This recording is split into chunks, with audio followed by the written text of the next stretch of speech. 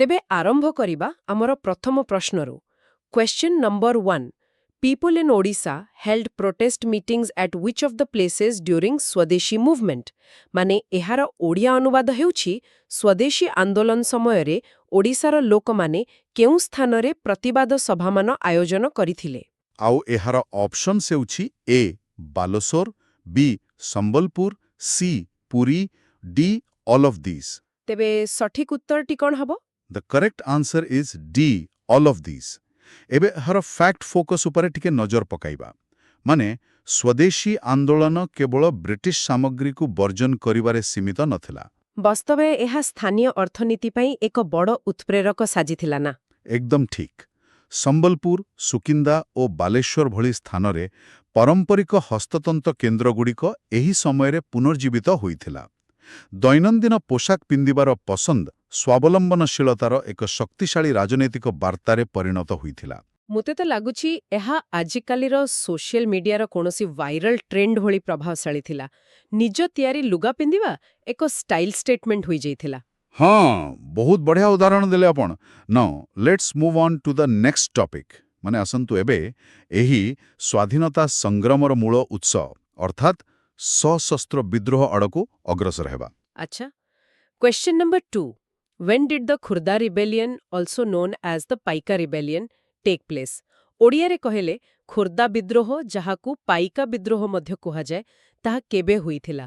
Options ରହିଛି ଏ 1857, ବି 1817, C 1947, D 1757। ଆଉ ଏହାର correct answer is B 1817। Fact ଫୋକସ୍କୁ ଗଲେ ଦେଖିବା ଯେ ଐତିହାସିକମାନେ ପ୍ରାୟତଃ ଏହାକୁ 1857 ପୂର୍ବର ପ୍ରଥମ ପ୍ରକୃତ ସ୍ୱାଧୀନତା ସଂଗ୍ରାମ ଭାବରେ ମାନ୍ୟତା ଦେଇଥାନ୍ତି।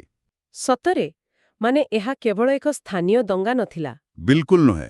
ବକ୍ସି ଜଗବନ୍ଧୁଙ୍କ ନେତୃତ୍ୱରେ ଏହା କୌଣସି ହଠାତ୍ ହୋଇଥିବା ଦଙ୍ଗା ନଥିଲା, ବରଂ ବ୍ରିଟିଶମାନଙ୍କର ଅତ୍ୟାଚାରୀ ଟ୍ୟାକ୍ସ ନୀତି ଏବଂ ବଂଶାନୁକ୍ରମିକ ଜମି ଓ ସମ୍ମାନ ଛଡ଼ାଇ ନେବା ବିରୋଧରେ ଏହା ଏକ ସୁସଂଗଠିତ ସଶସ୍ତ୍ର ପ୍ରତିରୋଧ ଥିଲା। ବାଃ, ନିଜ ମାଟି ପାଇଁ ଏତେ ବଡ଼ ଲଢ଼ାଇ! ହଁ, କିନ୍ତୁ ସମୟ ସହ ଯୁଦ୍ଧର ତରିକା ମଧ୍ୟ ବଦଳିଲା।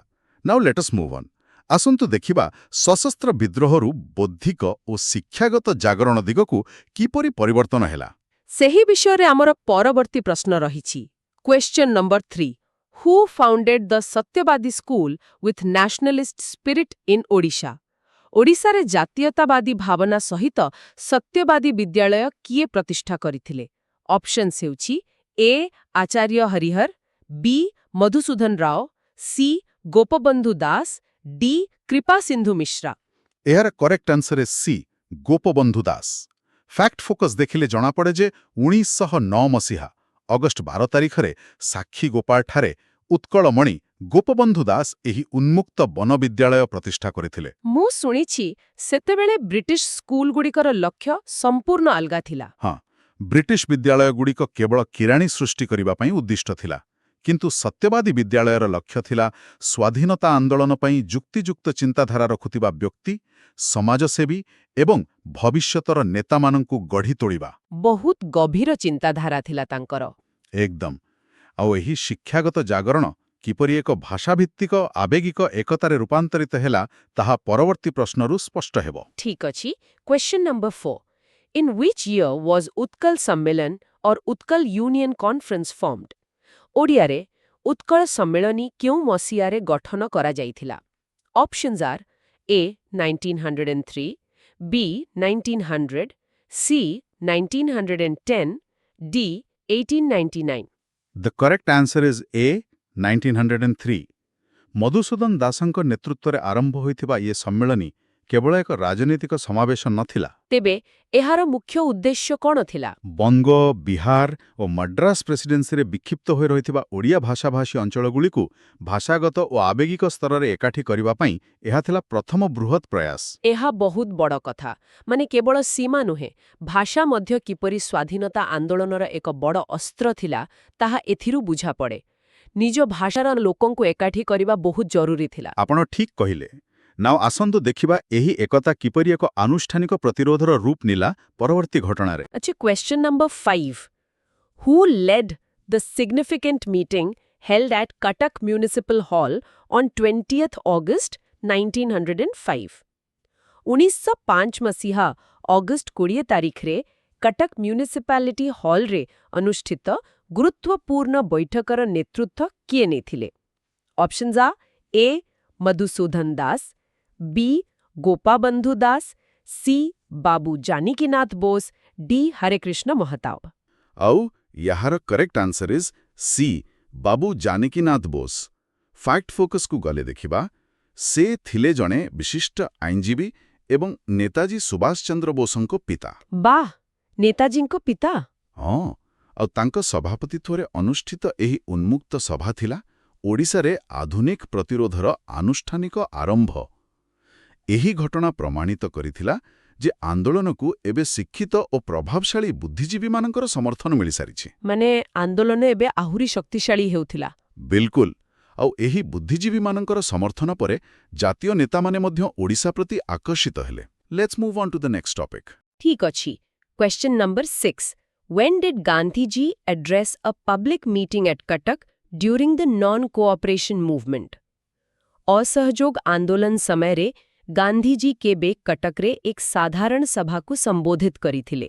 Options A 24th January 1921, B 23rd March 1921, C 27th March 1921, D 3rd August 1921.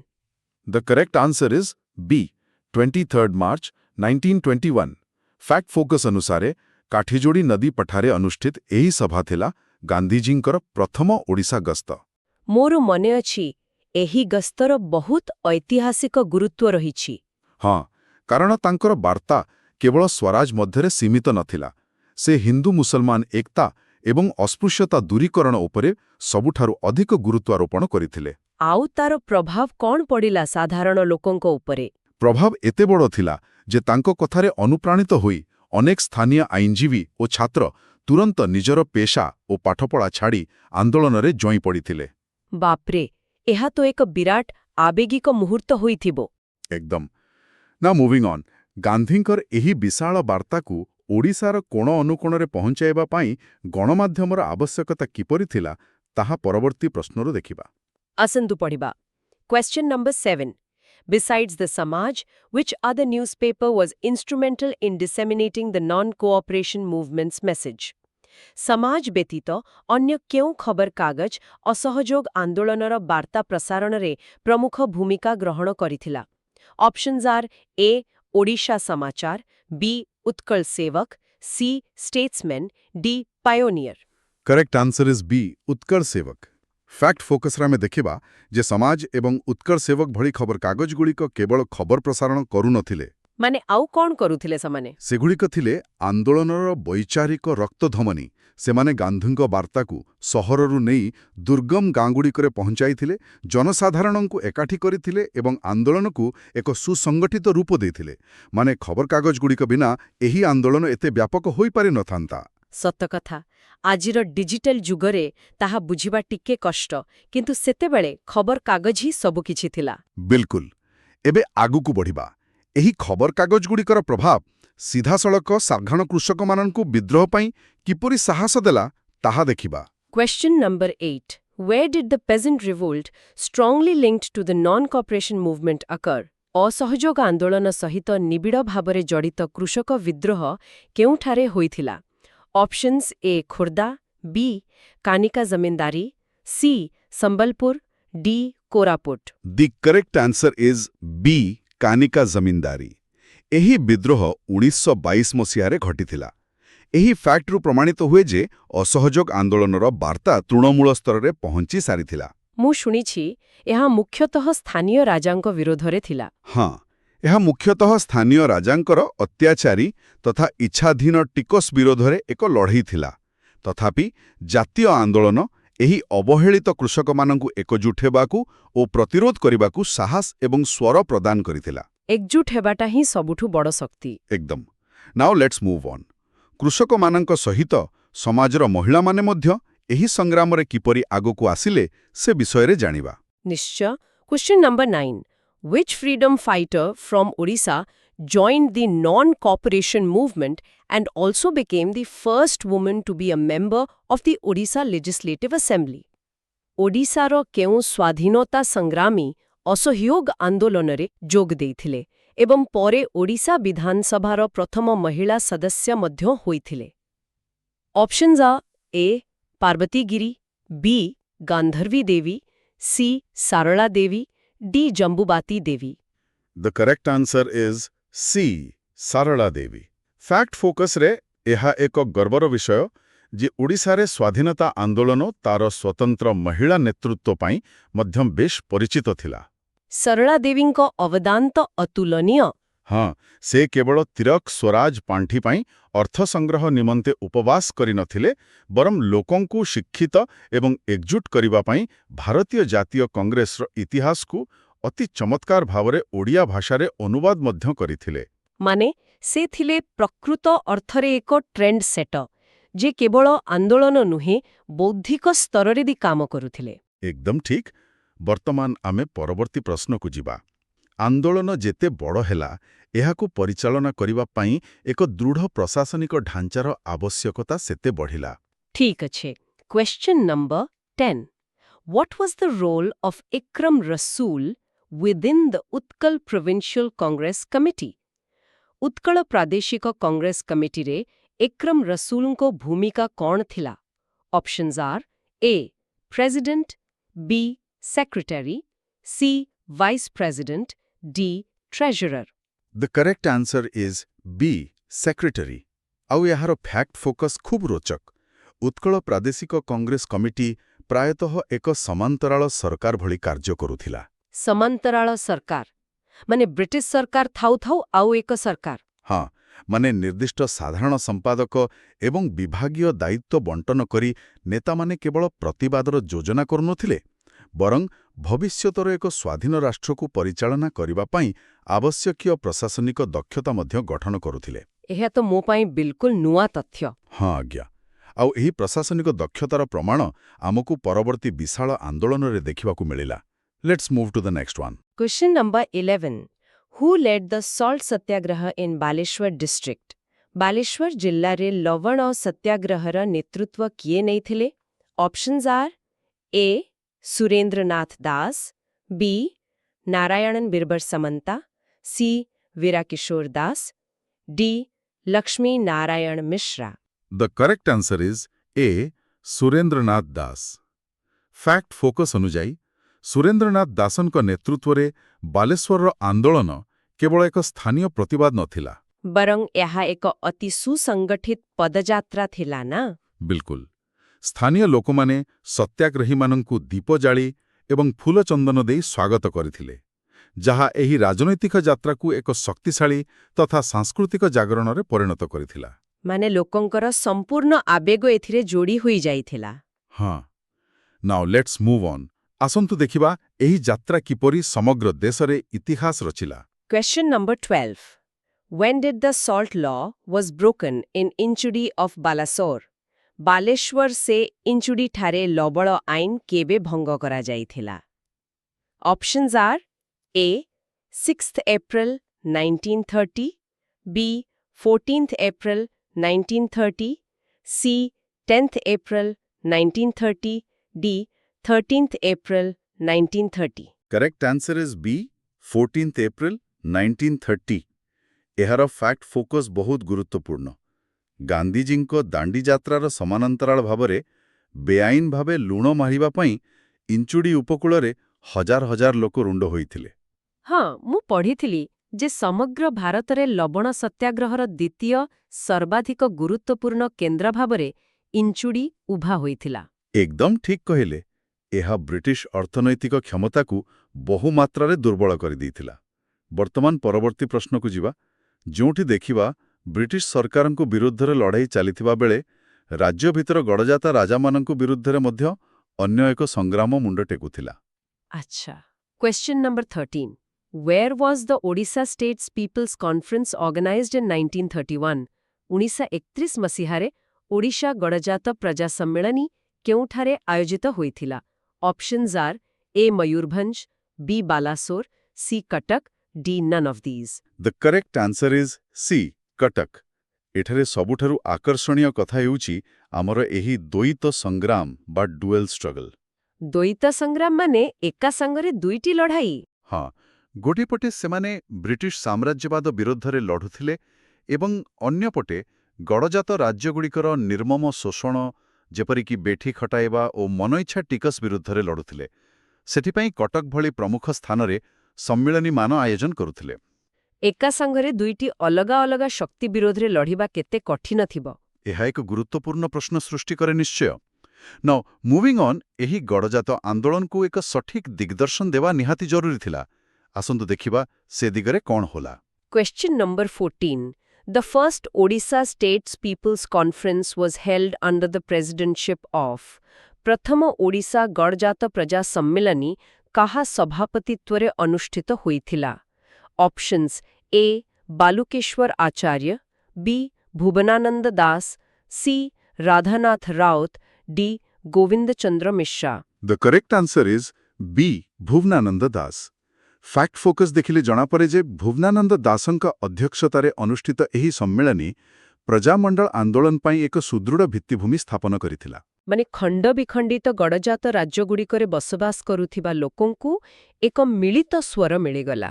ଏକଦମ, ଯାହା ଶେଷରେ ଆଧୁନିକ ଓଡ଼ିଶାର ଭୌଗୋଳିକ ଏକତ୍ରୀକରଣ ଦିଗରେ ଏକ ଗୁରୁତ୍ୱପୂର୍ଣ୍ଣ ପଦକ୍ଷେପ ସାବ୍ୟସ୍ତ ହେଲା। ଆଉ ଶେଷରେ କେବଳ ଭୌଗୋଳିକ ଏକତ୍ରୀକରଣ ନୁହେଁ, ସାମାଜିକ ସମାନତା ମଧ୍ୟ ସ୍ୱାଧୀନତାର ଏକ ମୁଖ୍ୟ ଅଙ୍ଗ ଥିଲା। Let's move to our last. Question number 15. During the Harijan tour in 1934 in Odisha, Gandhi travelled from which location to Puri? 1934 ମସିହାରେ ଓଡ଼ିଶାରେ ହରିଜନ ପଦଯାତ୍ରା ସମୟରେ ଗାନ୍ଧିଜୀ କେଉଁ ସ୍ଥାନରୁ ପୁରୀ ଅଭିମୁଖେ ଯାତ୍ରା କରିଥିଲେ? Options are. A. Sambalpur, B. Jharsuguda, C. Cuttack, D. Bhubaneswar. The correct answer is B. Jharsuguda. ଏହାର ଫ୍ୟାକ୍ଟ ଫୋକସ୍ ଆମକୁ ଭାବିବାକୁ ବାଧ୍ୟ କରେ।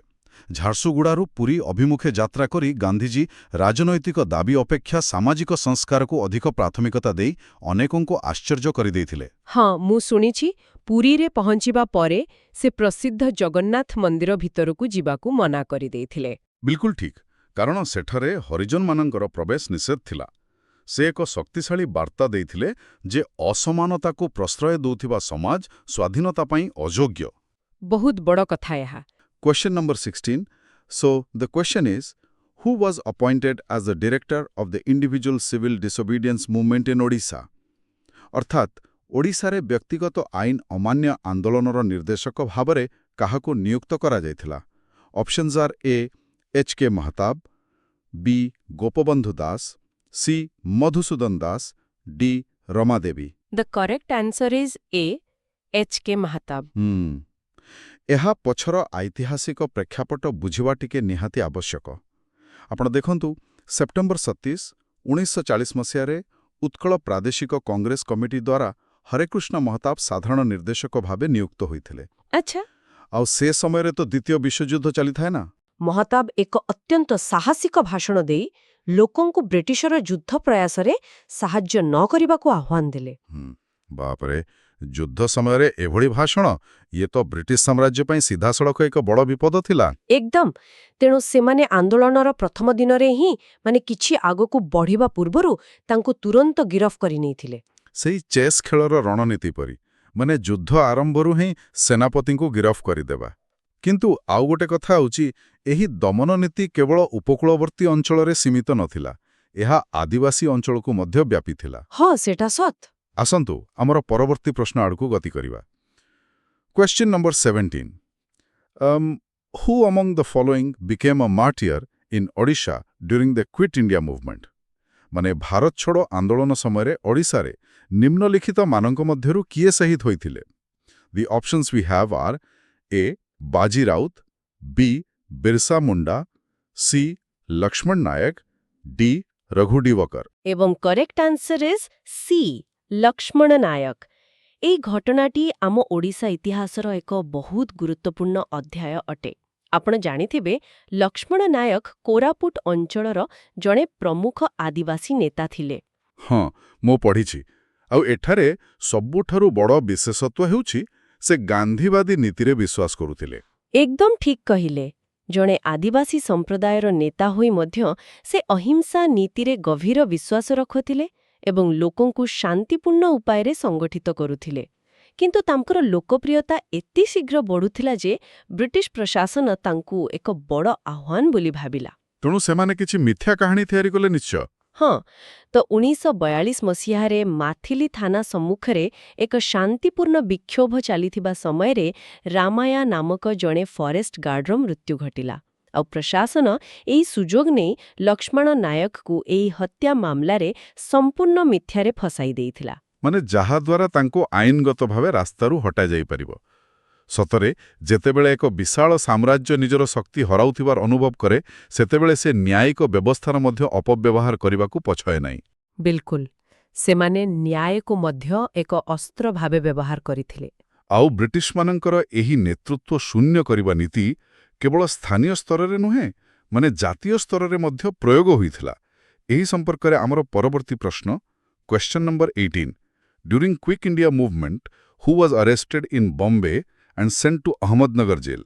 ଅର୍ଥାତ୍ ଭାରତ ଛାଡ଼ ଆନ୍ଦୋଳନ ସମୟରେ ବମ୍ବେରେ କାହାକୁ ଗିରଫ କରାଯାଇ ଅହମ୍ମଦନଗର ଜେଲକୁ ପଠାଯାଇଥିଲା? The options are A. Nilakantha Das, B. H K. Mahtab, C. Madhusudan Das and D. Biswanath Das. The correct answer here is B. H K. Mahtab. ଏହାର କାହାଣୀ ମଧ୍ୟ ବହୁତ ରୋମାଞ୍ଚକର। ଆପଣ ଦେଖନ୍ତୁ, ଅଗଷ୍ଟ 8, 1942ରେ ବମ୍ବେଠାରେ ଅଖିଳ ଭାରତ କଂଗ୍ରେସ କମିଟିର ବୈଠକରେ ଐତିହାସିକ ଭାରତ ଛାଡ଼ ପ୍ରସ୍ତାବ ଗୃହୀତ ହେଲା। ଆଉ ବ୍ରିଟିଶ ସରକାର ତ ଆଗରୁ ପ୍ରସ୍ତୁତ ଥିଲେ। ହଁ, ସେମାନେ ଭଲ ଭାବେ ଜାଣିଥିଲେ ଯେ ଯଦି ଏହି ନେତାମାନେ ନିଜ ନିଜ ରାଜ୍ୟକୁ ଫେରିଯାଆନ୍ତି, ତେବେ ବିଦ୍ରୋହ ପୁରା ନିୟନ୍ତ୍ରଣ ବାହାରକୁ ଚାଲିଯିବ। ତେଣୁ ଅଗଷ୍ଟ 9 ତାରିଖ ସକାଳୁ ସକାଳୁ ଏକ ବ୍ୟାପକ ଅପରେସନ ମାଧ୍ୟମରେ ସମସ୍ତ ଶୀର୍ଷ ନେତାଙ୍କୁ ବମ୍ବେରେ ହିଁ ଗିରଫ କରି ନିଆଗଲା। ଆରେ ୱାହ, ମାନେ ପୁରା ରାତାରାତି ଏସବୁ ଘଟିଗଲା। ହଁ, ଆଉ ହରେକୃଷ୍ଣ ମହତାବ ସେମାନଙ୍କ ମଧ୍ୟରୁ ଜଣେ ଥିଲେ। ତାଙ୍କୁ ଅନ୍ୟ ବରିଷ୍ଠ ନେତାଙ୍କ ସହ ଅହମ୍ମଦନଗର ଜେଲକୁ ସ୍ଥାନାନ୍ତର କରାଯାଇଥିଲା। ଉଦ୍ଦେଶ୍ୟ ସ୍ପଷ୍ଟ ଥିଲା, ଆନ୍ଦୋଳନକୁ ମୁଣ୍ଡ ଟେକିବା ପୂର୍ବରୁ କାବୁ କରିବା। କିନ୍ତୁ ଏଠାରେ ଗୋଟିଏ କଥା ଚିନ୍ତା କରିବାର ଅଛି, ଶିକ୍ଷାର୍ଥୀମାନଙ୍କ ପାଇଁ ଆମେ କେବଳ ବ୍ରିଟିଶ ସରକାରଙ୍କ ବିରୋଧରେ ଲଢ଼ୁନଥିଲୁ ସେତେବେଳେ। ହଁ, ସେଇଟା ତ ଆମ ଆଲୋଚନାର ଦ୍ୱିତୀୟ ପର୍ଯ୍ୟାୟ, ଦ୍ୱୈତ ପ୍ରତିରୋଧ। ଏକଦମ। ଏକା ସାଙ୍ଗେ ବିଶ୍ୱର ସବୁଠାରୁ ବଡ଼ ସାମ୍ରାଜ୍ୟ ଆଉ ତା ସହ ନିଜ ମାଟିର ଶକ୍ତିଶାଳୀ ଦେଶୀୟ ରାଜାମାନଙ୍କ ବିରୋଧରେ ଲଢ଼ିବା, ମାନେ ଏହା କ'ଣ ରଣନୈତିକ ଦୃଷ୍ଟିକୋଣର ଅତ୍ୟନ୍ତ ବିପଦଜନକ ନଥିଲା? ଦୁଇଟି ଶକ୍ତିଶାଳୀ ଶତ୍ରୁଙ୍କ ସହ ଏକା ସାଙ୍ଗେ ଯୁଦ୍ଧ। ରଣନୀତି ଦୃଷ୍ଟିରୁ ଏହା ନିଶ୍ଚିତ ଭାବରେ ଆତ୍ମଘାତୀ ମନେହୁଏ। କିନ୍ତୁ ଆମକୁ ବୁଝିବାକୁ ହେବ ଯେ ସାଧାରଣ ଲୋକଙ୍କ ପାଖରେ ଆଉ ବିକଳ୍ପ ହିଁ କ'ଣ ଥିଲା। ସତ କଥା, କିଛି ବିକଳ୍ପ ନଥିଲା। ଗଡ଼ଜାତ ରାଜ୍ୟଗୁଡ଼ିକର ରାଜାମାନେ ବ୍ରିଟିଶ ସାମ୍ରାଜ୍ୟର ସୁରକ୍ଷା ବଳୟ ଭିତରେ ରହି ସାଧାରଣ ପ୍ରଜାଙ୍କ ଏତେ ନିର୍ମମ ଭାବେ ଶୋଷଣ କରୁଥିଲେ ଯେ ଲୋକଙ୍କର ପିଠି କାନ୍ଥରେ ଲାଗିଯାଇଥିଲା। ଯେତେବେଳେ ବଞ୍ଚିବାର ସବୁ ବାଟ ବନ୍ଦ ହୋଇଯାଏ, ସେତେବେଳେ ବିପଦର ମାତ୍ରା କେହି ହିସାବ କରନ୍ତି ନାହିଁ। ବହୁତ ବଢ଼ିଆ କଥା କହିଲେ। ଆମର ପରବର୍ତ୍ତୀ ପ୍ରଶ୍ନଗୁଡ଼ିକ ଏହି ଶୋଷଣର ଭୟାବହ ଚିତ୍ର ହିଁ ପ୍ରଦାନ କରେ। ଆସନ୍ତୁ ଦେଖିବା ସେହି ଚିତ୍ର। Question number 19। Which type of tax or forced labor was imposed by the princes of Odisha? ଓଡ଼ିଶାର ରାଜାମାନଙ୍କ ଦ୍ୱାରା କେଉଁ ପ୍ରକାରର ଟ୍ୟାକ୍ସ ବା ବାଧ୍ୟତାମୂଳକ ଶ୍ରମ ଲାଗୁ କରାଯାଇଥିଲା? The options are A. Rasad, B. Magan, C. Bethi and D. All of these. The correct answer is D, all of these. ଏହି ଶବ୍ଦଗୁଡ଼ିକ ପଛରେ ଥିବା ଯନ୍ତ୍ରଣାକୁ ଆଜିର ପିଢ଼ି ବୁଝିବା ବହୁତ କଷ୍ଟ। ବେଠି ଅର୍ଥାତ୍ ବାଧ୍ୟତାମୂଳକ ଶାରୀରିକ ଶ୍ରମ, ମାନେ ଯେଉଁଥିରେ ପ୍ରଜାମାନଙ୍କୁ ଦିନ ଦିନ ଧରି ରାଜାଙ୍କ କାମ କରିବାକୁ ପଡୁଥିଲା ଆଉ ପ୍ରତିବଦଳରେ ପାଣି ଟୋପାଏ ବି ମିଳୁନଥିଲା। ବାପ୍ରେ, ମାନେ ଏହାକୁ ଆଜିକାର ଦାସପ୍ରଥା ସହ ଆମେ ତୁଳନା କରିପାରିବା। ଏକଦମ। ଆଉ ରସଦ ହେଉଛି ଆଉ ଏକ ଭୟଙ୍କର ପ୍ରଥା।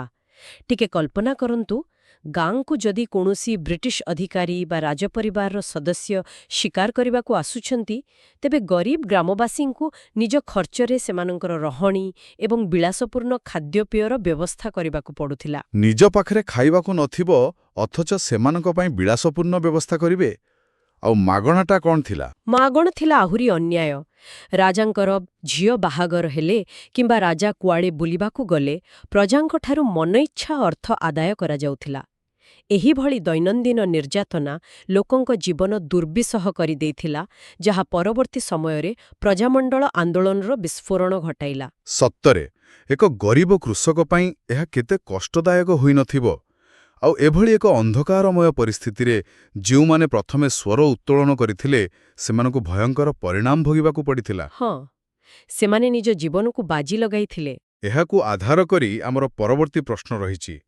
Question number 20 who became the first political prisoner from the state of Odisha? ମାନେ ଓଡ଼ିଶା ରାଜ୍ୟରୁ କିଏ ପ୍ରଥମ ରାଜନୈତିକ ବନ୍ଦୀ ହୋଇଥିଲେ? Options are A Godabari Mishra, B Jadumani Mangaraj, C Rajkrushna Bose and D Nilakantha Das. The correct answer is B Jadumani Mangaraj. ଏହି ସମୟରେ ରାଜନୈତିକ ବନ୍ଦୀ ହେବାର ପ୍ରକୃତ ଅର୍ଥ କ'ଣ ଥିଲା ତାହା ବୁଝିବା ନିହାତି ଆବଶ୍ୟକ। ସରକାରଙ୍କ ବିରୋଧରେ ଅସ୍ତ୍ରଶସ୍ତ୍ର ଧରିବା ଆବଶ୍ୟକ ନଥିଲା। ତାମାନେ ଛୋଟ ଛୋଟ କଥାରେ ବି ଗିରଫ କରିଥିଲେ। ହଁ ତ, କେବଳ ଏକ ସାଧାରଣ ସଭା ଆୟୋଜନ କରିବା କିମ୍ବା ଲୋକଙ୍କୁ ସେମାନଙ୍କ ଅଧିକାର ବିଷୟରେ ସଚେତନ କରିବା ଅବା କିଛି ଜାତୀୟତାବାଦୀ ସାହିତ୍ୟ ପ୍ରକାଶ କରିବା ହିଁ ଦେଶଦ୍ରୋହ ବିବେଚିତ ହେଉଥିଲା। ଓହୋ, କେବଳ ଲେଖିବା କିମ୍ବା କହିବା ବି ଅପରାଧ ଥିଲା। ଏକଦମ। ଏହି ନବଜାଗରଣର ବାର୍ତ୍ତା ବାଣ୍ଟିବା ପ୍ରକ୍ରିୟାରେ ବ୍ରିଟିଶ ପ୍ରଶାସନର କଠୋର ଦମନଲୀଳାର ପ୍ରଥମ ଶିକାର ହୋଇଥିଲେ ଯଦୁମଣି ମଙ୍ଗରାଜ, ଯିଏକି ଆମ ଇତିହାସରେ ପ୍ରଥମ ରାଜନୈତିକ ବନ୍ଦୀର ଗୌରବ ବହନ କରନ୍ତି। ମାନେ ଗୋଟିଏ ପଟେ ବ୍ରିଟିଶ ସରକାରଙ୍କର ଗିରଫଦାରୀ ଆଉ ଅନ୍ୟପଟେ ଗଡ଼ଜାତ ରାଜାଙ୍କର ଅତ୍ୟାଚାର। ଏବଂ ଏହି ଅତ୍ୟାଚାର ବିରୋଧରେ ସବୁଠାରୁ ଶକ୍ତିଶାଳୀ ବିସ୍ଫୋରଣ କେଉଁଠି ହୋଇଥିଲା ତାହା ଆମେ ପରବର୍ତ୍ତୀ ପ୍ରଶ୍ନରୁ ଜାଣିବା। Question number 21 who led the Prajamandal movement in Dhenkanal? ଢେଙ୍କାନାଳରେ ପ୍ରଜାମଣ୍ଡଳ ଆନ୍ଦୋଳନର ନେତୃତ୍ୱ କିଏ ନେଇଥିଲେ? We have A Banamali Das, B Baishnabcharan Patnaik, C Sarangadhar Das and D Prannath Patnaik. The correct answer is B Baishnabcharan Patnaik. Dhenkanal विद्रोह स्वाधीनता संग्रामर केवल एक घटना नथिला, माने एहा थिला आम द्वैत प्रतिरोधर सर्वोच्च बिंदु। सेठारे राजांक अत्याचार बहुत अधिक थिला बोधे। हाँ, ढेंकानाଳର ରାଜାଙ୍କର ଅତ୍ୟାଚାର ଏତେ ଚରମ ସୀମାରେ ପହଞ୍ଚିଥିଲା ଯେ ପ୍ରଜାମାନଙ୍କ ପାଇଁ ବଞ୍ଚିବା ଏକ ପ୍ରକାର ଅସମ୍ଭବ ହୋଇପଡ଼ିଥିଲା। ବୈଷ୍ଣବଚରଣ ପଟ୍ଟନାୟକଙ୍କ ପରି ନେତା ଏହି କ୍ରୋଧକୁ ସଂଗଠିତ କରି ଏକ ସଶସ୍ତ୍ର ଏବଂ ବ୍ୟାପକ ବିଦ୍ରୋହର ରୂପ ଦେଇଥିଲେ। ଆଉ ତାର ପ୍ରଭାବ କ'ଣ ହେଲା? ପ୍ରଭାବ ଏତେ ଭୟଙ୍କର ରୂପ ନେଇଥିଲା ଯେ ବାଧ୍ୟ ହୋଇ ଢେଙ୍କାନାଳ ରାଜାଙ୍କର କ୍ଷମତାକୁ ସାମୟିକ ଭାବେ ସ୍ଥଗିତ କରିବାକୁ ପଡ଼ିଥିଲା। ଆପଣ ଭାବନ୍ତୁ, ଜଣେ ଶକ୍ତିଶାଳୀ ରାଜାଙ୍କୁ ନିଜ ପ୍ରଜାଙ୍କ ଆଗରେ ମୁଣ୍ଡ ନୁଆଇବାକୁ ପଡ଼ିବା, ଏହା ଥିଲା ଲୋକଶକ୍ତିର ଏକ ଅଦ୍ଭୁତ ବିଜୟ। ସତରେ ତରେ ୱାହ! କିନ୍ତୁ ରାସ୍ତାରେ ଆନ୍ଦୋଳନ କରି ଶାସନ ବ୍ୟବସ୍ଥାକୁ ଦୋହଲାଇ ଦେବା ଗୋଟିଏ କଥା। ଆମ ଆଲୋଚନାର ଯେଉଁ ତୃତୀୟ ପର୍ଯ୍ୟାୟରେ ଅଛି ଆନ୍ଦୋଳନରୁ ପ୍ରଶାସନ, ତାହା ଏକ ସମ୍ପୂର୍ଣ୍ଣ ଭିନ୍ନ ଆହ୍ୱାନ ବିଷୟରେ। ହଁ, ସେଟା ଗୋଟେ ଅଲଗା ପ୍ରକାରର ଯୁଦ୍ଧ ଥିଲା। ମୋତେ ତ ଏହା ଠିକ୍ ଏକ ଷ୍ଟାର୍ଟଅପ୍ର ପ୍ରତିଷ୍ଠାତା ଜଣେ ପେସାଦାର ସିଇଓକୁ ଦାୟିତ୍ୱ ହସ୍ତାନ୍ତର କରିବା ପରି ଲାଗୁଛି। କିନ୍ତୁ ଏଠାରେ ସେହି ବିଦ୍ରୋହୀ ନେତାମାନଙ୍କୁ ନିଜେ ସେହି ସିଇଓ ଆସନରେ ବସି ଏକ ସଂଗଠିତ ପ୍ରଶାସନ ଚଳାଇବାର ଥିଲା। ପ୍ରକୃତରେ ଏହା ଏକ ଚମତ୍କାର ଉପମା ଦେଲେ ଆପଣ। ବର୍ଷ ବର୍ଷ ଧରି ରାସ୍ତାରେ ଲାଠିମାଳ ଖାଇ ସରକାରୀ ବ୍ୟବସ୍ଥାକୁ ଭାଙ୍ଗିବାକୁ ଚେଷ୍ଟା କରୁଥିବା ଲୋକଙ୍କୁ ହଠାତ୍ ସେହି ସରକାରୀ ଅଫିସରେ ବସି ବଜେଟ୍ ପାସ୍ କରିବାକୁ ପଡ଼ିବା, ମାନେ ଏହା ଏକ ବିରାଟ ମାନସିକ ରୂପାନ୍ତରଣ ଥିଲା, ଯାହା ଆମେ ପରବର୍ତ୍ତୀ ପ୍ରଶ୍ନରେ ଦେଖିବା। ଠିକ୍ ଅଛି, ତେବେ ସେହି ସିଓମାନଙ୍କ କଥା ଆଲୋଚନା କରିବା ଏବେ। Question number 22 the first Congress ministry was made under the leadership of, ମାନେ ପ୍ରଥମ କଂଗ୍ରେସ ମନ୍ତ୍ରିମଣ୍ଡଳ କାହା ନେତୃତ୍ୱରେ ଗଠିତ ହୋଇଥିଲା? The options are A Biswanath Das, B ସ୍ମୃତି Ramadevi, C Acharya Harihar Das and D स्मृति Malati Choudhury. The correct answer is A Biswanath Das. एहार पृष्ठभूमि देखिले 1935 मसीहारे गवर्नमेंट ऑफ इंडिया एक्ट आसीबा परे एवं 1936 रे ओडिशा एक स्वतंत्र प्रदेश हेबा परे 1937 रे प्रथम साधारण निर्वाचन अनुष्ठित हला। आउ कांग्रेस सिथिरे बहुमत पाइथिला ना? हाँ, कांग्रेस 60टी आसन रु 36टी जीती एकक बहुमत हासिल कला। ଆଉ ବିଶ୍ୱନାଥ ଦାସ ପ୍ରିମିୟର ବା ଆଜି ପରିଭାଷାରେ ମୁଖ୍ୟମନ୍ତ୍ରୀ ଦାୟିତ୍ୱ ନେଲେ। ସେ ପ୍ରମାଣ କରିଦେଲେ ଯେ ଭାରତୀୟ ନେତାମାନେ କେବଳ ସ୍ଲୋଗାନ ଦେବାରେ ସୀମିତ ନୁହନ୍ତି। ସେମାନେ ନୂତନ ବିଲ୍ ପାସ୍ କରିବା, ସଂସ୍କାର ଆଣିବା ଏବଂ ଏକ ଜଟିଳ ପ୍ରଶାସନିକ କଳକୁ ଦକ୍ଷତାର ସହ ପରିଚାଳନା କରିବାରେ ମଧ୍ୟ ସମ୍ପୂର୍ଣ୍ଣ ସକ୍ଷମ ଥିଲେ। କିନ୍ତୁ ରାଜନୀତିରେ ସବୁବେଳେ ସବୁକିଛି ସ୍ଥିର ରହେ ନାହିଁ, ଖାସ୍ କରି ଯେତେବେଳେ ଆପଣ ଏକ ବିଶ୍ୱଯୁଦ୍ଧର ସମ୍ମୁଖୀନ ହେଉଥାନ୍ତି। ଆସନ୍ତୁ ଦେଖିବା କ'ଣ ହେଲା ପରବର୍ତ୍ତୀ ସମୟରେ। Question number 23. After resignation of Congress ministry, under whom a coalition ministry was formed in November 1941, Congress ମନ୍ତ୍ରିମଣ୍ଡଳର ଇସ୍ତିଫା ପରେ ନଭେମ୍ବର 1941ରେ କାହା ଅଧୀନରେ ଏକ ମିଳିତ ମନ୍ତ୍ରିମଣ୍ଡଳ ଗଠନ କରାଯାଇଥିଲା? Options A Maharaja Paralakhemundi, B Nityananda Kanungo, C Acharya Harihar Das, D Bodhram Dubey. The correct answer is A Maharaja Paralakhemundi. ଏଠାରେ ଜାଣିବା କଥା ହେଉଛି କଂଗ୍ରେସ ମନ୍ତ୍ରିମଣ୍ଡଳ ଇସ୍ତିଫା କାହିଁକି ଦେଲା? ହଁ, ସେଟା ଗୋଟେ ବଡ଼ ପ୍ରଶ୍ନ। 1939ରେ ଯେତେବେଳେ ଦ୍ୱିତୀୟ ବିଶ୍ୱଯୁଦ୍ଧ ଆରମ୍ଭ ହେଲା ନା, ବ୍ରିଟିଶ ଭାଇସରାୟ ଲର୍ଡ ଲିନଲିଥଗୋ ଭାରତୀୟ ନେତୃତ୍ୱକୁ ସାମାନ୍ୟତମ ପରାମର୍ଶ ନ କରି ଭାରତକୁ ଯୁଦ୍ଧରେ ସାମିଲ କରିଦେଲେ। ଏହି ଅଗଣତାନ୍ତ୍ରିକ ନିଷ୍ପତ୍ତିର ଦୃଢ଼ ପ୍ରତିବାଦ କରି ଜାତୀୟ ସ୍ତରରେ କଂଗ୍ରେସ ମନ୍ତ୍ରିମଣ୍ଡଳଗୁଡ଼ିକ ଇସ୍ତିଫା ଦେଲେ। ଆଉ ଯେଉଁଥିରେ ଆମ ବିଶ୍ୱନାଥ ଦାସ ମଧ୍ୟ ଥିଲେ? ଏକଦମ। ଫଳରେ ଏକ ବଡ଼ ରାଜନୀତିକ ଶୂନ୍ୟସ୍ଥାନ ସୃଷ୍ଟି ହେଲା। ପ୍ରଦେଶରେ ସ୍ଥିରତା ବଜାୟ ରଖିବା ଉଦ୍ଦେଶ୍ୟରେ ପାରଲାଖେମୁଣ୍ଡିର ମହାରାଜା କୃଷ୍ଣଚନ୍ଦ୍ର ଗଜପତିଙ୍କ ନେତୃତ୍ୱରେ ଅଣ-କଂଗ୍ରେସ ସଦସ୍ୟମାନଙ୍କୁ ନେଇ ଏକ ମିଳିତ ବା କୋଆଲିସନ୍ ସରକାର ଗଠନ କରାଯାଇଥିଲା। ଏହି ମିଳିତ ସରକାର ବାସ୍ତବରେ ରାଜନୀତିକ ସନ୍ତୁଳନ ବଜାୟ ରଖିବାରେ ଏକ ଦକ୍ଷ ପ୍ରୟାସ ଥିଲା ବୋଲି ମୁଁ ଭାବୁଛି। ଏହି ପର୍ଯ୍ୟାୟର ଶେଷ ପ୍ରଶ୍ନଟି ଆମର ଜଣେ ଅତ୍ୟନ୍ତ ପ୍ରିୟ ଏବଂ ପ୍ରାତଃସ୍ମରଣୀୟ ବ୍ୟକ୍ତିତ୍ୱଙ୍କ ଉପରେ ଆଧାରିତ। Question number 24. Which individual was not a minister in the first Congress ministry of Odisha? ଓଡ଼ିଶାର ପ୍ରଥମ କଂଗ୍ରେସ ମନ୍ତ୍ରିମଣ୍ଡଳରେ କେଉଁ ବ୍ୟକ୍ତି ମନ୍ତ୍ରୀ ନଥିଲେ? The options are A. Nityananda Kanungo, B. Bodhram Dubey, C. Madhusudan Das and D. Vishwanath Das. And the correct answer is C. Madhusudan Das. ଏହି ପ୍ରଶ୍ନଟି ଆମକୁ ସମୟକ୍ରମ ବା କ୍ରୋନୋଲୋଜି ଉପରେ ଏକ ସ୍ପଷ୍ଟ ଚିତ୍ର ଦିଏ। ବିଶ୍ୱନାଥ ଦାସ, ନିତ୍ୟାନନ୍ଦ କାନୁନଗୋ ଏବଂ ବୋଧରାମ ଦୁବେ ଏହି ତିନିଜଣ ହିଁ 1937 କ୍ୟାବିନେଟ୍ରେ ଥିଲେ। କିନ୍ତୁ ଆମ ସମସ୍ତଙ୍କର ପ୍ରିୟ ମଧୁବାବୁ ତ ତା ପୂର୍ବରୁ। ହଁ, ଠିକ୍ ଧରିଛନ୍ତି। ମଧୁବାବୁ ହେଉଛନ୍ତି ସେହି ବ୍ୟକ୍ତି ଯାହାଙ୍କର ବୌଦ୍ଧିକ ଏବଂ ଆଇନଗତ ସଂଗ୍ରାମ ଯୋଗୁଁ ଓଡ଼ିଶା ପ୍ରଦେଶ ଗଠନର ସ୍ୱପ୍ନ ସାକାର ହୋଇପାରିଥିଲା। ସେ ଥିଲେ ଆଦ୍ୟ ନିୟମାତା। କିନ୍ତୁ ଦୁଃଖର ବିଷୟ, 1936ରେ ପ୍ରଦେଶ ଗଠନ ବା 1937ରେ ମନ୍ତ୍ରିମଣ୍ଡଳ ଗଠନ ହେବାର ଯଥେଷ୍ଟ ପୂର୍ବରୁ ମାନେ 1934 ମସିହାରେ ତାଙ୍କର ଦେହାନ୍ତ ହୋଇସାରିଥିଲା। ସେ ଭିତ୍ତିପ୍ରସ୍ତର ସ୍ଥାପନ କରିଥିଲେ ଯାହା ଉପରେ ପରବର୍ତ୍ତୀ ନେତାମାନେ ମହଲ ଛିଡ଼ା କଲେ। ମଧୁବାବୁଙ୍କର ଅବଦାନ ସବୁବେଳେ ଅତୁଳନୀୟ ହୋଇ ରହିବ। ଏବେ ଆମେ ଇତିହାସର ଏକ କଳା ଏବଂ ଅତ୍ୟନ୍ତ ଭାବପ୍ରବଣ ଅଧ୍ୟାୟ ଆଡ଼କୁ ଗତି କରୁଛୁ। ଆମ ଚତୁର୍ଥ ପର୍ଯ୍ୟାୟର ରକ୍ତ ଓ ବଳିଦାନ, ଯାହା ସବୁଠାରୁ କଷ୍ଟଦାୟକ ପର୍ଯ୍ୟାୟ ଅଟେ। ଏଠାରେ ମୋର ଏକ ବିଚାର ମନକୁ ଆସୁଛି ଯେ ବ୍ରିଟିଶ ସରକାର କ'ଣ ପ୍ରକୃତିରେ ଭାବୁଥିଲେ ଯେ ଏତେ ମାତ୍ରାରେ ବର୍ବରତା ଆମ ଲୋକଙ୍କୁ ଚୁପ୍ କରିଦେବ? ଆମେ ତ ଇତିହାସରୁ ଦେଖିଛୁ ଯେ ଏପରି ଅତ୍ୟାଚାର ସର୍ବଦା ଉଲ୍ଟା ଫଳ ହିଁ ଦେଇଥାଏ। ସମ୍ପୂର୍ଣ୍ଣ ଠିକ୍ କହିଛନ୍ତି ଆପଣ। ସବୁ ଶାସକ ଗୋଷ୍ଠୀର ଏକ ଭ୍ରାନ୍ତ ଧାରଣା ଥାଏ ଯେ କେବଳ ଭୟ ମାଧ୍ୟମରେ ବିଦ୍ରୋହକୁ ଦବାଇ ଦିଆଯାଇପାରିବ। କିନ୍ତୁ ବାସ୍ତବରେ ଅତ୍ୟାଚାର ଯେତେ ବଢ଼େ, ପ୍ରତିରୋଧର ନିଆଁ ସେତେ ତୀବ୍ର ହୁଏ। ଆମର ଆଗାମୀ ପ୍ରଶ୍ନଗୁଡ଼ିକ ଏହାର ଜ୍ୱଳନ୍ତ ଉଦାହରଣ ଅଟେ। ଆସନ୍ତୁ ସେହି ସର୍ବୋଚ୍ଚ ବଳିଦାନ ବିଷୟରେ ଜାଣିବା ଆମେ। Question number 25. When was Lakshman Nayak executed? Lakshman ନାୟକଙ୍କୁ କେବେ ଫାଶୀ ଦିଆଯାଇଥିଲା? The options are A. 21st August 1942, B. 23rd August 1942, C. 21st March 1943, and D. 29th March 1943. The correct answer is D. 29th March 1943. ବ୍ରହ୍ମାପୁର ଜେଲରେ ଲକ୍ଷ୍ମଣ ନାୟକଙ୍କୁ ଫାଶୀ ଖୁଣ୍ଟରେ ଝୁଲାଇ ଦିଆଗଲା। ସେମାନେ ଏତେ ତରତର କାହିଁକି ହେଉଥିଲେ ଫାଶୀ ଦେବା ପାଇଁ? ବ୍ରିଟିଶ ପ୍ରଶାସନର ମୂଳ ଲକ୍ଷ୍ୟ ଥିଲା ତାଙ୍କୁ ସାର୍ବଜନୀନ ଭାବେ ଫାଶୀ ଦେଇ ବିଶେଷ କରି ଆଦିବାସୀ ସମ୍ପ୍ରଦାୟ ମନରେ ଏକ ଭୟଙ୍କର ଆତଙ୍କ ଖେଳାଇଦେବା। ମାନେ ଯେପରି କେହି କେବେ ସରକାରଙ୍କ ବିରୁଦ୍ଧରେ ଆଉ ମୁଣ୍ଡ ଟେକିବାକୁ ସାହସ କରିବେ ନାହିଁ। କିନ୍ତୁ ସେମାନଙ୍କର ଏହି ମନସ୍ତାତ୍ତ୍ୱିକ ଖେଳ ସମ୍ପୂର୍ଣ୍ଣ ବିଫଳ ହେଲା। ଓଲଟା ଏହା ଲୋକଙ୍କୁ ଆହୁରି ଏକାଠି କରିଦେଲା।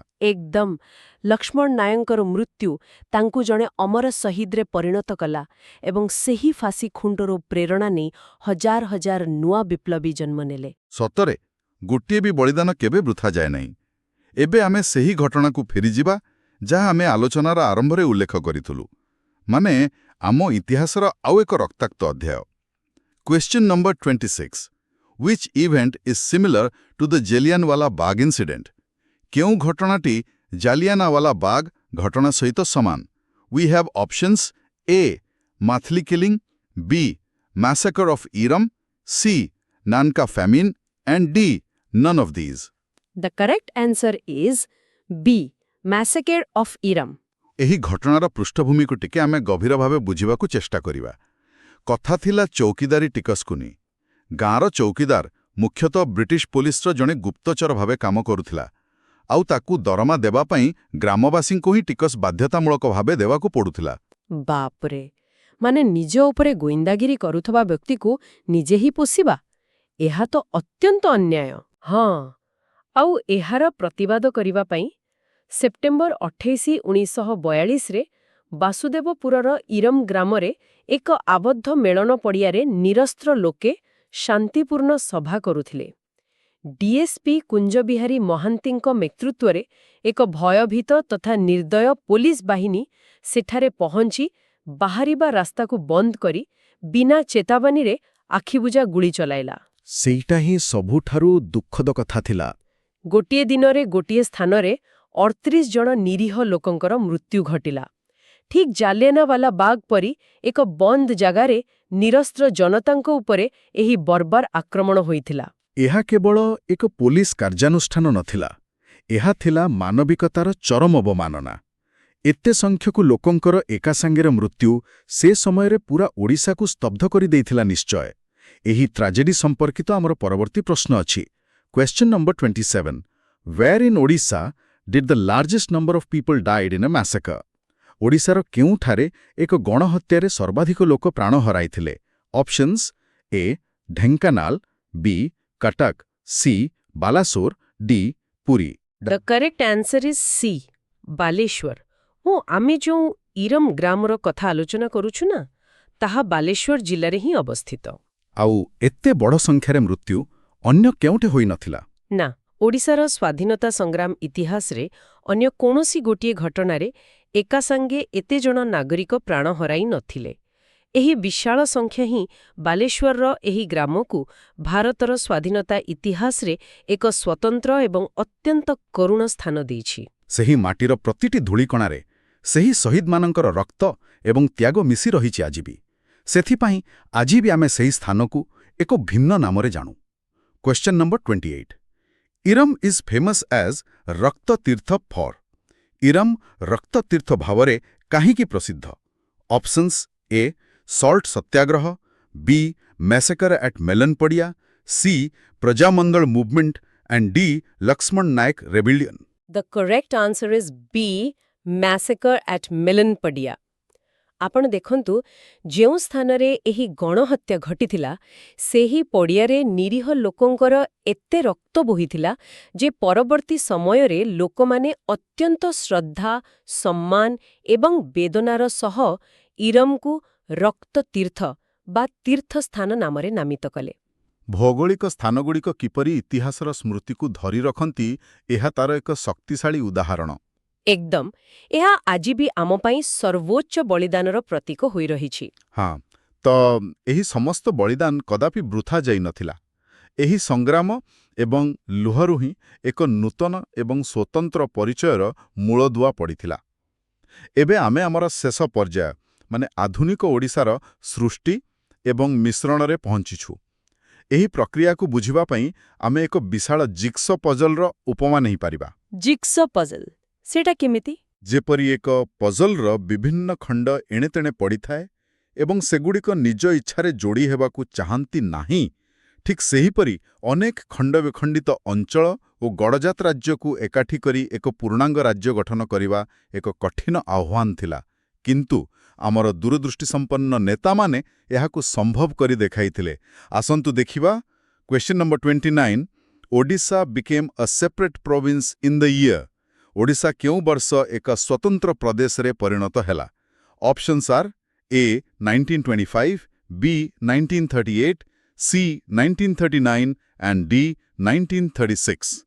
The correct answer is D, 1936.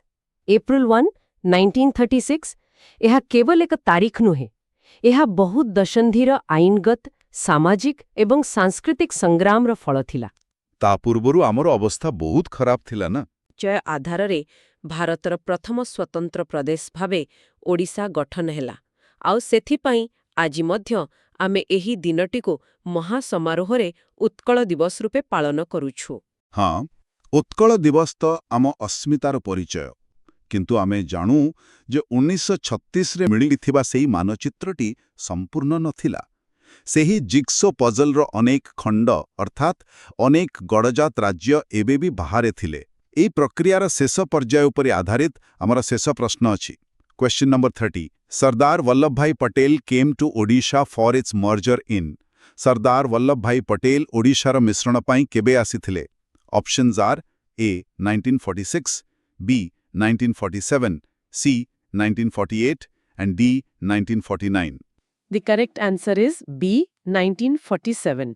December 1947 ମସିହାରେ ଭାରତର ଲୌହମାନବ ସର୍ଦ୍ଦାର ବଲ୍ଲଭଭାଇ ପଟେଲ କଟକ ଆସିଥିଲେ। ଭାରତ ବର୍ତ୍ତମାନ ସ୍ୱାଧୀନ ହୋଇସାରିଥିଲା।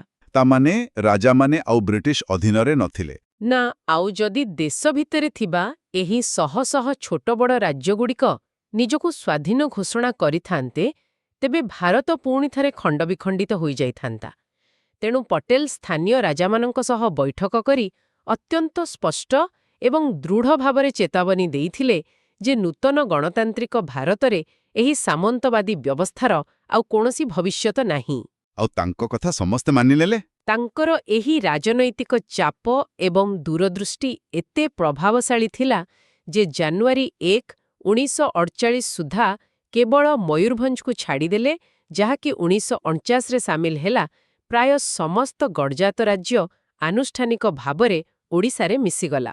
ବାସ୍ତବରେ ଏହି ମିଶ୍ରଣ ପ୍ରକ୍ରିୟା ବିନା ଆମେ ଆଜି ଓଡ଼ିଶାର ଯେଉଁ ବିଶାଳ ମାନଚିତ୍ର ଦେଖୁଛୁ ତାହା ଅସମ୍ପୂର୍ଣ୍ଣ ରହିଯାଇଥାନ୍ତା।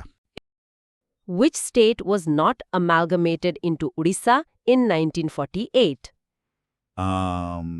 ମାନେ 1948 ମସିହାରେ କେଉଁ ଗଡ଼ଜାତ ରାଜ୍ୟଟି ଓଡ଼ିଶା ସହିତ ମିଶ୍ରଣ ହୋଇନଥିଲା? ଆମର ପ୍ରାରମ୍ଭିକ ମିଶ୍ରଣ ପ୍ରକ୍ରିୟାରେ କେ ସାମିଲ ନଥିଲା? Options are A Mayurbhanj, B Balasore, C Cuttack, D none of these. The correct answer here is A Mayurbhanj. ଆଚ୍ଛା, କିନ୍ତୁ ଆମକୁ ବୁଝିବାକୁ ହେବ କାହିଁକି? ମାନେ ସର୍ଦ୍ଦାର ବଲ୍ଲଭଭାଇ ପଟେଲ ସେତେବେଳେ ବିଦ୍ୟୁତ୍ ବେଗରେ ଭାରତର ସବୁ ଗଡ଼ଜାତ ରାଜ୍ୟଗୁଡ଼ିକୁ ମିଶ୍ରଣ କରୁଥିଲେ। ହଁ, ସେଟା ତ ଏକ ବିରାଟ ଅଭିଯାନ ଥିଲା। କିନ୍ତୁ ମୟୂରଭଞ୍ଜ ପାଖରେ ସେ ଅଟକିଗଲେ, କାରଣ ମୟୂରଭଞ୍ଜ କୌଣସି ଦୁର୍ବଳ କିମ୍ବା ଅସହାୟ ରାଜ୍ୟ ନଥିଲା। ଏହାର ଅର୍ଥନୀତି ଅତ୍ୟନ୍ତ ସୁଦୃଢ଼ ଥିଲା। ଓହୋ, ଆଉ ସବୁଠାରୁ ବଡ଼ କଥା ହେଲା, ସେଠାରେ ପୂର୍ବରୁ ଏକ ଅତ୍ୟନ୍ତ ସକ୍ରିୟ ତଥା ସଫଳ ପ୍ରଜାମଣ୍ଡଳ ବା ପ୍ରତିନିଧି ସଭା କାର୍ଯ୍ୟ କରୁଥିଲା। ସେଠାକାର ସ୍ଥାନୀୟ ଶାସନ ବ୍ୟବସ୍ଥା ଏତେ ଭଲ ଭାବରେ ଚାଲିଥିଲା ଯେ ମାନେ କେନ୍ଦ୍ର ସରକାର ହଠାତ୍ ପଶିବାକୁ ଚାହିଁଲେନି। ଏକଦମ ସେମାନେ ହଠାତ୍ ହସ୍ତକ୍ଷେପ କରି କୌଣସି ପ୍ରଶାସନିକ ବିଶୃଙ୍ଖଳା ସୃଷ୍ଟି କରିବାକୁ ଚାହିଁନଥିଲେ। ତେଣୁ ଏହି ମିଶ୍ରଣକୁ ଟିକେ ସ୍ଥଗିତ ରଖାଗଲା ଏବଂ ଶେଷରେ 1949 ମସିହାରେ ଯାଇ ମୟୂରଭଞ୍ଜ ଓଡ଼ିଶା ସହ ମିଶିଲା। ବୁଝିଲି, ଏହା ବାସ୍ତବରେ ଗୋଟେ କର୍ପୋରେଟ୍ ମର୍ଜର ବା ବ୍ୟାବସାୟିକ କମ୍ପାନୀର ମିଶ୍ରଣ ପରି ଲାଗୁଛି।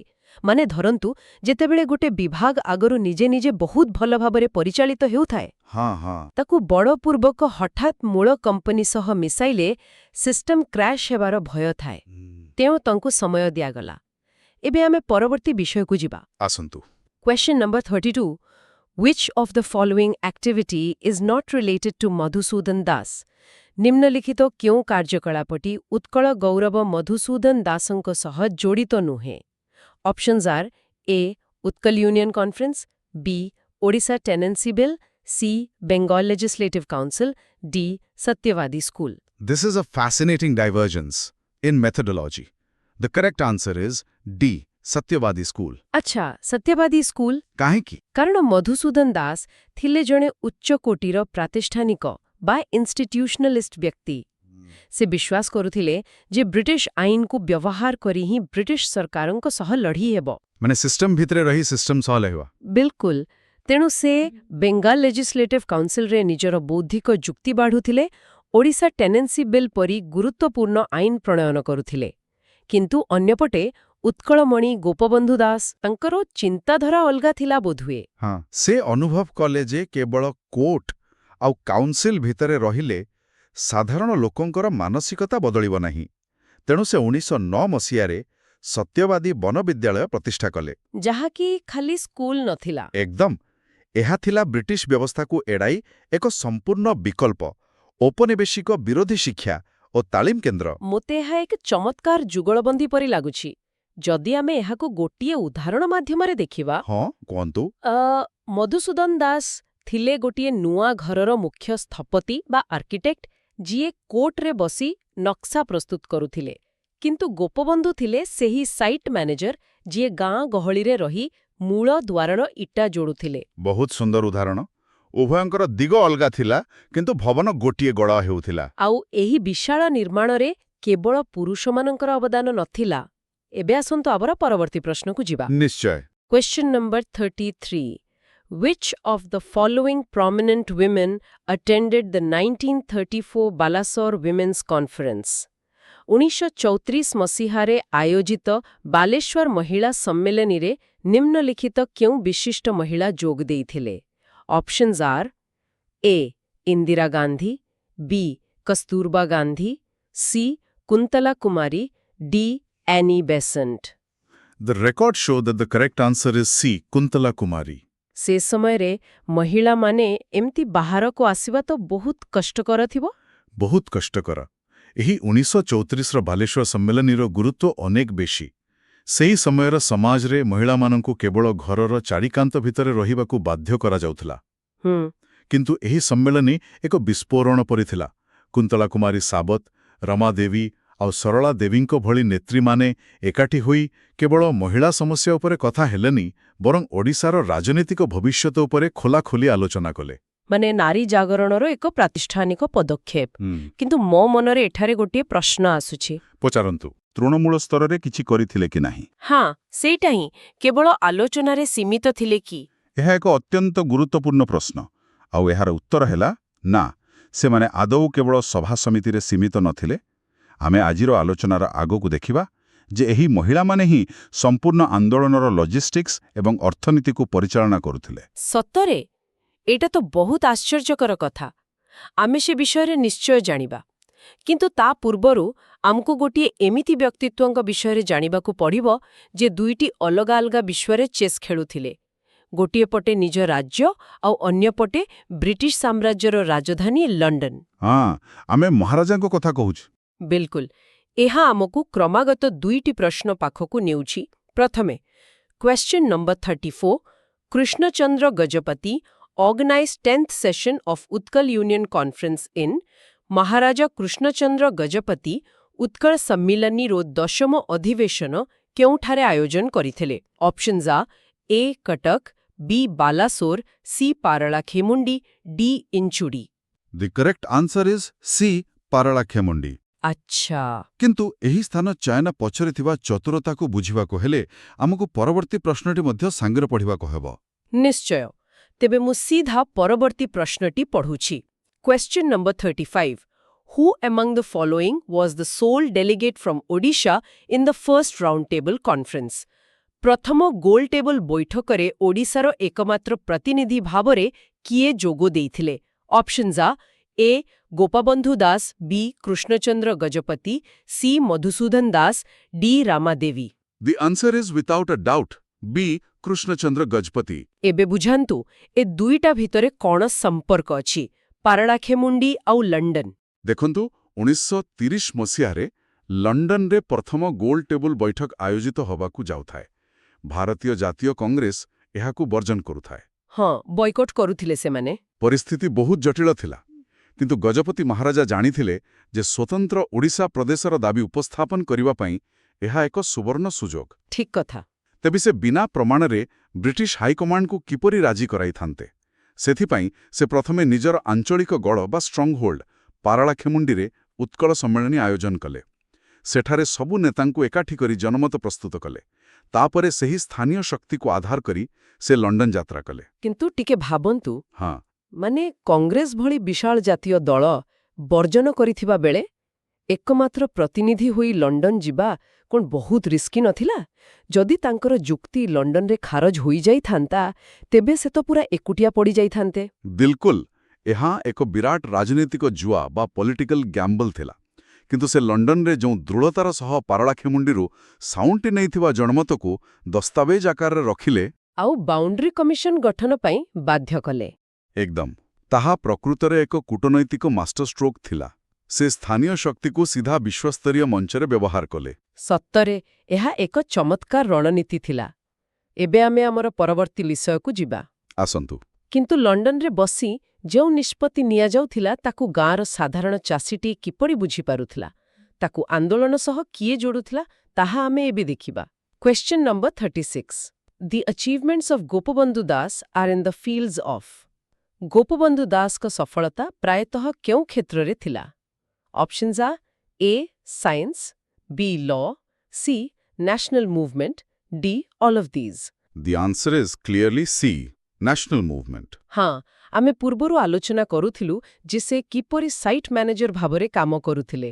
ଠିକ୍, କିନ୍ତୁ ଏଠାରେ ଗୋଟିଏ ମୁଖ୍ୟ ବିଷୟ ହେଲା ତାଙ୍କର ଯୋଗାଯୋଗ କୌଶଳ। ସ୍ୱରାଜ କିମ୍ବା ଅସହଯୋଗ ଭଳି ଉଚ୍ଚସ୍ତରୀୟ ବୌଦ୍ଧିକ ଶବ୍ଦଗୁଡ଼ିକୁ ସେ ଅତି ସରଳ ଓଡ଼ିଆ ଭାଷାରେ ଗାଁ ଗହଳିର ଲୋକଙ୍କ ପାଖରେ ପହଞ୍ଚାଇଲେ। କିପରି? 1919 ମସିହାରେ ସେ ସମାଜ ଖବରକାଗଜ ପ୍ରତିଷ୍ଠା କଲେ। ଏହି ଖବରକାଗଜ ଜରିଆରେ ସେ କଟକ ଆଉ ଲଣ୍ଡନର ରାଜନୈତିକ ବିଚାରଧାରାକୁ ଗ୍ରାମୀଣ ଓଡ଼ିଶାର ଚାହାଖୋଟି ପର୍ଯ୍ୟନ୍ତ ନେଇଯାଇପାରିଲେ। ଓହୋ, ମାନେ ଯୋଗାଯୋଗ ହିଁ ଥିଲା ମୁଖ୍ୟ ଅସ୍ତ୍ର। ହଁ, ବୁଝିଲେ ତ? ଯେମିତି ଆଜିର ଦୁନିଆରେ ହାଇସ୍ପିଡ୍ ଇଣ୍ଟରନେଟ୍ ଅଛି, କିନ୍ତୁ ଯଦି ଆପଣଙ୍କ ପାଖରେ ମୋବାଇଲ ସ୍କ୍ରିନ୍ ନାହିଁ, ତେବେ ଡାଟାର କୌଣସି ମୂଲ୍ୟ ନାହିଁ। ସମାଜ ଥିଲା ସେହି ସ୍କ୍ରିନ୍, ଯାହା ମାଧ୍ୟମରେ ସାଧାରଣ ଲୋକେ ନିଜ ଅଧିକାରକୁ ପଢ଼ିପାରିଲେ। ବହୁତ ବଢ଼ିଆ ଉଦାହରଣଟିଏ ଦେଲେ। ଏବେ ଆସନ୍ତୁ ସେହି ପ୍ରସଙ୍ଗକୁ ଫେରିବା ଯେଉଁଠି ଆମେ ମହିଳାମାନଙ୍କର ପ୍ରକୃତ ଅବଦାନକୁ ନେଇ କଥା ହେଉଥିଲେ। ସେମାନେ କ'ଣ କେବଳ ସମ୍ମିଳନୀରେ ଭାଗ ନେଉଥିଲେ? ନା, ଆଦୌ ନୁହେଁ। ପରବର୍ତ୍ତୀ 5ଟି ପ୍ରଶ୍ନ ଆମର ସବୁ ସନ୍ଦେହ ଦୂର କରିଦେବ। ତେବେ ଆସନ୍ତୁ ଦେଖିବା question number 37। Who established Sevaghar ashram at ବାରି?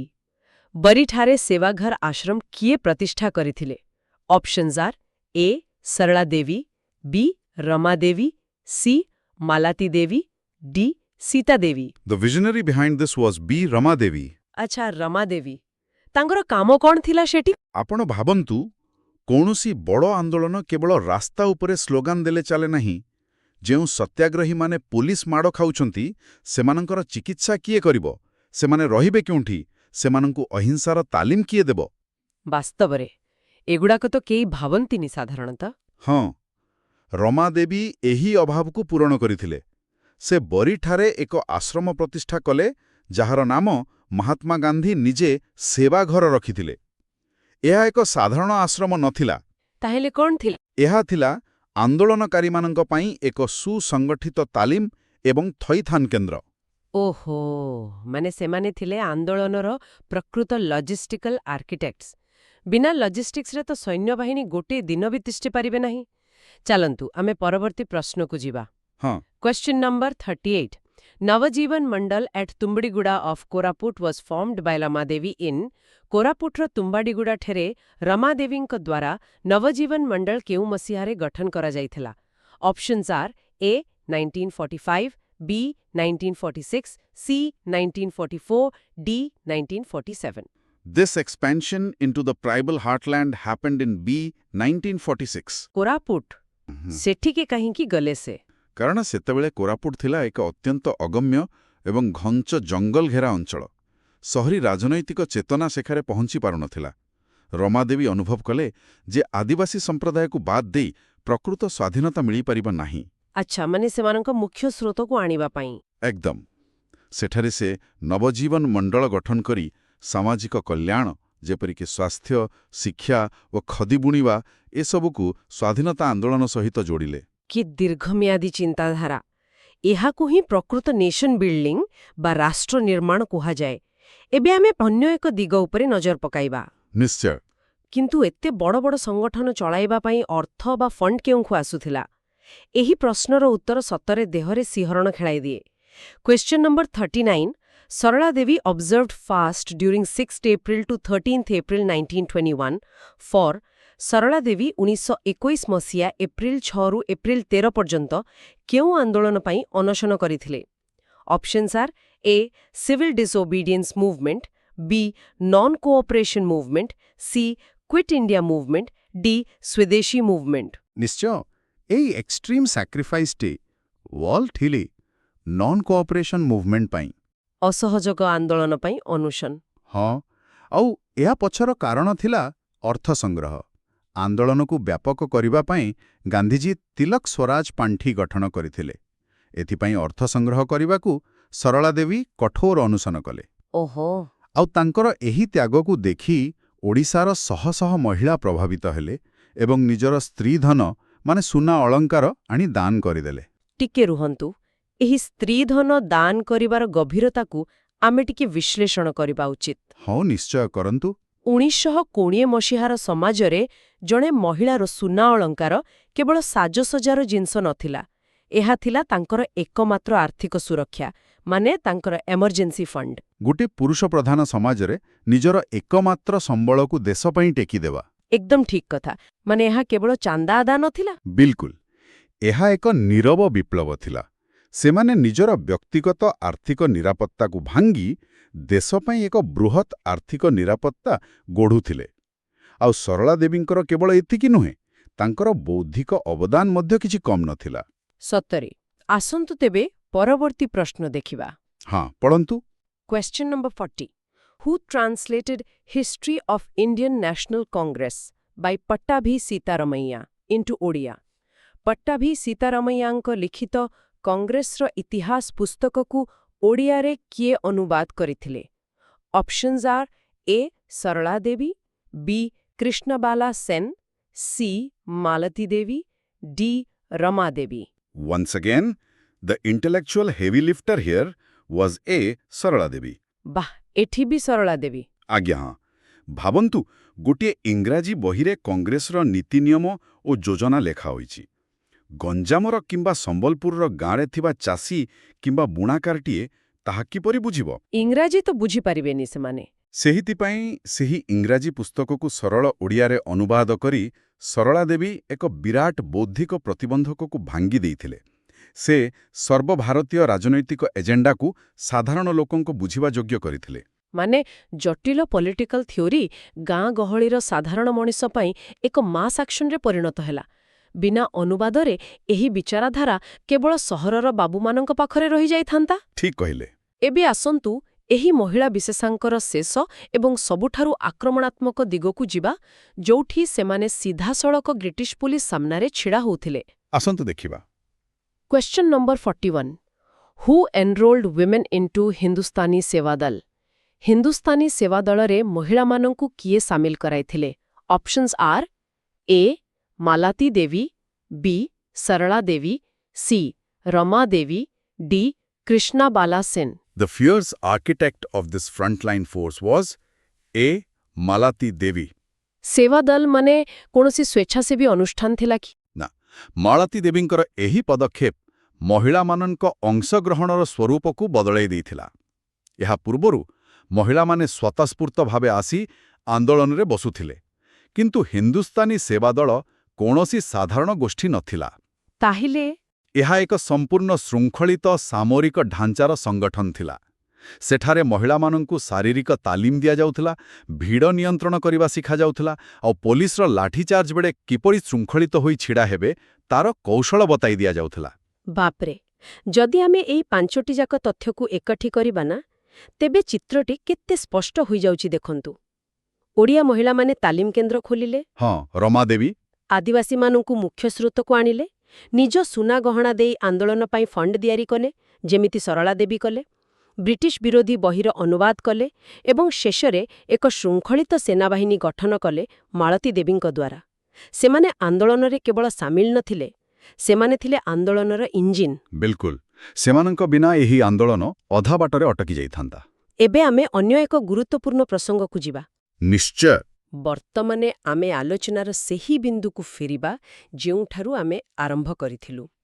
ସେହି ଆଶ୍ଚର୍ଯ୍ୟଜନକ ଭୌଗୋଳିକ ଦୁର୍ଘଟଣା ଯାହା ଗୋଟିଏ ରାଜ୍ୟର ମାଞ୍ଚିତ୍ର ବଦଳାଇ ଦେଲା। ଓହୋ, ମୁଁ ଏହି ପ୍ରଶ୍ନ ପାଇଁ ହିଁ ଅପେକ୍ଷା କରୁଥିଲି। ଆସନ୍ତୁ ଦେଖିବା। Question number 42. Which Odia-speaking states were later placed under Bihar due to political miscalculations? ରାଜନୈତିକ ହିସାବ ନିକାଶର ତ୍ରୁଟି କାରଣରୁ କେଉଁ ଓଡ଼ିଆ ଭାଷାଭାଷୀ ଗଡ଼ଜାତ ଅଞ୍ଚଳଗୁଡ଼ିକ ପରବର୍ତ୍ତୀ ସମୟରେ ବିହାର ଅଧୀନରେ ରଖାଗଲା? ଏଠାରେ the options given are statements. I. Balasore, I. Saraikela, I. Kharsawa, IV. ସାୟୁରଭଞ୍ଜ, ଯାହାକି ମୂଳ ଦସ୍ତାବେଜରେ ମୟୂରଭଞ୍ଜରେ ଏକ ଟାଇପୋଗ୍ରାଫିକାଲ ତ୍ରୁଟି ବୋଲି ମନେ ହୁଏ। ଏହାର ସଂଯୋଜିତ ବିକଳ୍ପଗୁଡ଼ିକ ହେଉଛି A. I and IV, B. I and I3, C. I3 and I4, D. All of these. The heartbreaking answer for Odias is B, I and I3. That is Seraikela and Kharsawa. Heart breaking ବୋଲି କାହିଁକି କହିଲେ ଆପଣ? କାରଣ ଏବେ ଦେଖନ୍ତୁ କିପରି ସବୁକିଛି ପରସ୍ପର ସହ ଯୋଡ଼ି ହୋଇଛି।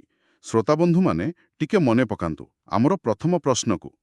ମୟୂରଭଞ୍ଜର ଅର୍ଥନୀତି ସୁଦୃଢ଼ ଥିବା କାରଣରୁ ଏହାର ମିଶ୍ରଣ ଗୋଟିଏ ବର୍ଷ ବିଳମ୍ବ ହୋଇ 1949ରେ ହୋଇଥିଲା ବୋଲି ଆମେ ଆଲୋଚନା କରିଥିଲେ।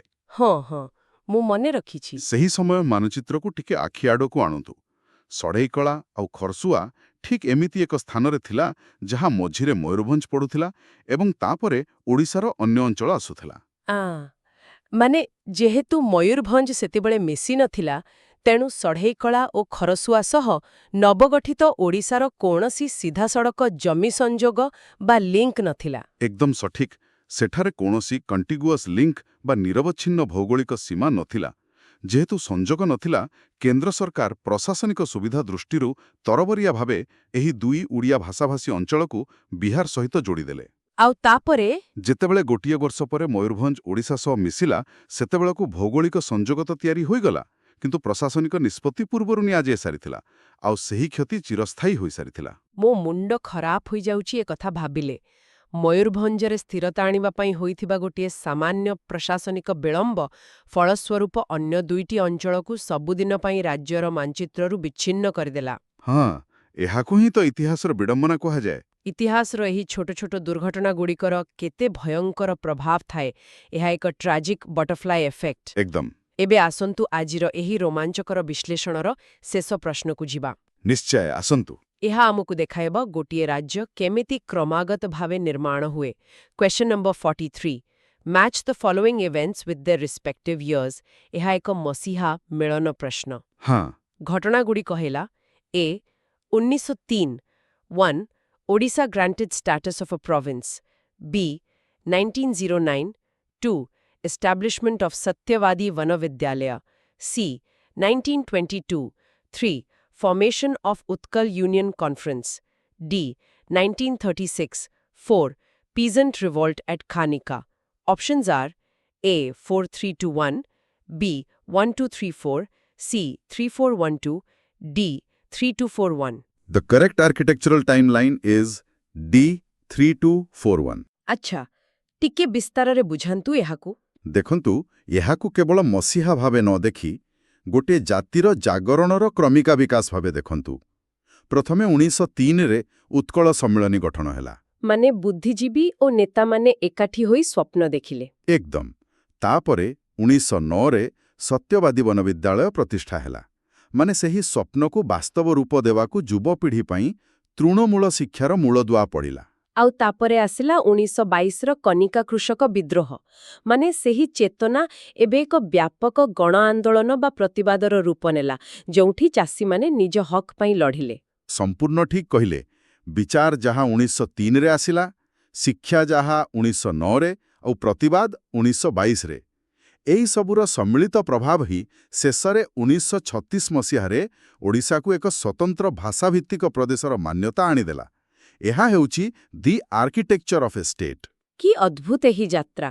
ଆଜି ଆମେ ଅନେକ କିଛି ଆବିଷ୍କାର କଲେ ମଧୁସୂଦନ ଦାସଙ୍କର ଆଇନଗତ ନକ୍ସା, ଗୋପବନ୍ଧୁଙ୍କର ତୃଣମୂଳ ନିର୍ମାଣ ଓ ଗ୍ରାମୀଣ ଯୋଗାଯୋଗ, ଗଜପତି ମହାରାଜାଙ୍କର ଲଣ୍ଡନରେ ସେହି ସାହସିକ ଏକାକୀ କୂଟନୈତିକ ଯୁକ୍ତି। ହଁ, ଆଉ ନିଶ୍ଚିତ ଭାବରେ ଆମର ମହିଳା ନେତ୍ରୀମାନଙ୍କ କଥା ଭୁଲିହେବ ନାହିଁ, ରମାଦେବୀ, ସରଳା ଦେବୀ ଓ ମାଳତୀ ଦେବୀ।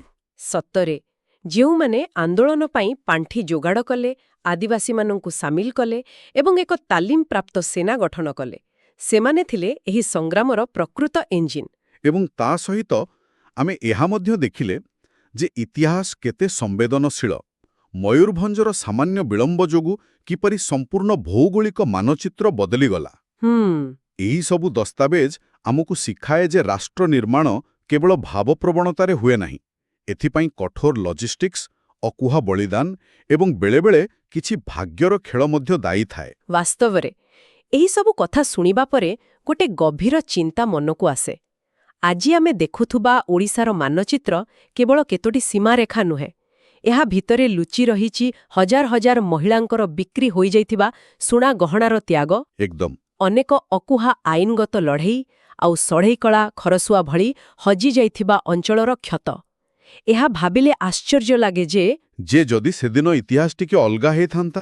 ହଁ, ଯଦି ସେଦିନ ଗୋଟିଏ ବି ନିଷ୍ପତ୍ତି ଅଲଗା ହୋଇଥାନ୍ତା କିମ୍ବା ଗୋଟିଏ ଫାଇଲ୍ ଟିକେ ଆଗରୁ ପାସ୍ ହୋଇଯାଇଥାନ୍ତା, ତେବେ ହୁଏତ ଆଜି ଆମେ ଦେଖୁଥିବା ଦୁନିଆ ଓ ଆମର ପରିଚୟ ସମ୍ପୂର୍ଣ୍ଣ ଅଲଗା ହୋଇଥାନ୍ତା।